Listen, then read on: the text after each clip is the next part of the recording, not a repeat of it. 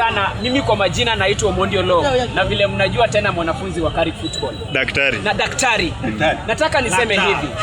Nimesikia hii mambo ya Bob James Orengo. Bob James Orengo, na nataka niambie wa Kenya.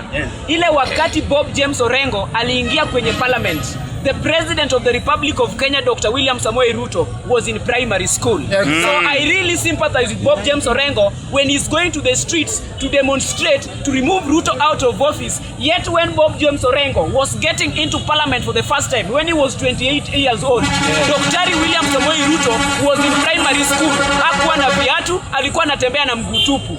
After kuangalia siasa zake vizuri, sasa ashakuwa president, ndio Orengo anakuja anatuambia at the end alitaka kutoa William Samoei Ruto. Orengo is one of the individuals wenye ombeki katika siasa ya sahihi ambao ni wazee ambao hakuna kitu wamefanyia nchi hii. Ukiangalia a governor is somebody in the position of leadership. A governor is supposed to serve the people.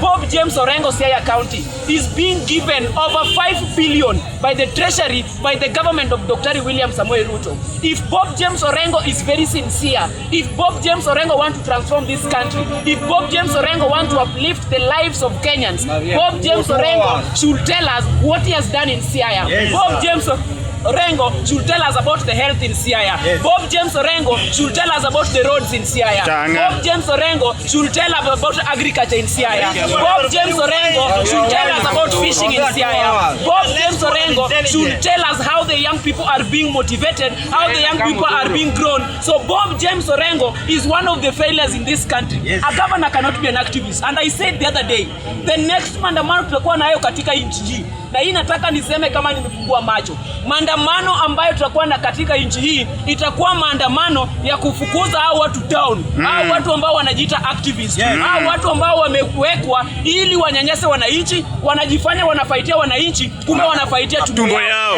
Bob James Orengo, if you remain to be an activist, tunaenda kukimbiza hii town. Na hii town nataka kuwa na mchezo. Finally, there's what we call National Youth Council.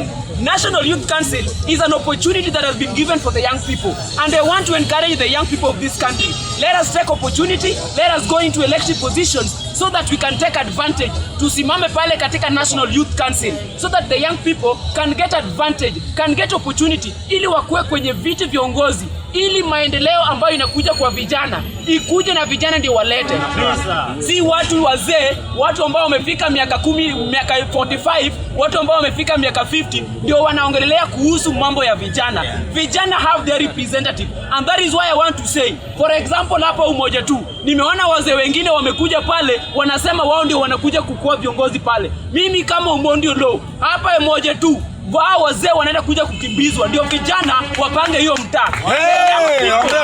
Vijana lazima wapewe nafasi. Vijana are youths of today, not youths of tomorrow. When you are a youth and you didn't take advantage of being a youth, give the youth space. And that is why I'm saying vijana wanakuja hapo na vijana ndio wanafaa wapange hii Nairobi. What is what I want to encourage the young people, take advantage, go to elective positions so that the young people can give you opposition. Finally, Sakaja, the governor of Nairobi City County, I want to really appreciate Governor Sakaja. Mimi kama Omondi Olo, mimi naona kuna mambo ambayo Sakaja amefanya.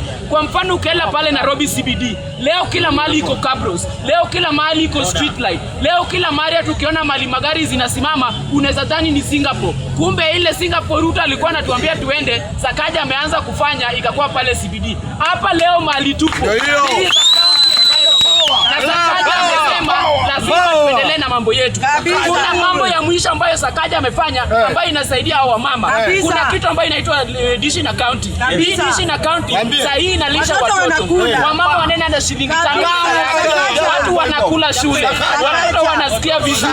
Sakaja anatengeneza Nairobi. Sakaja power. Sakaja Rian.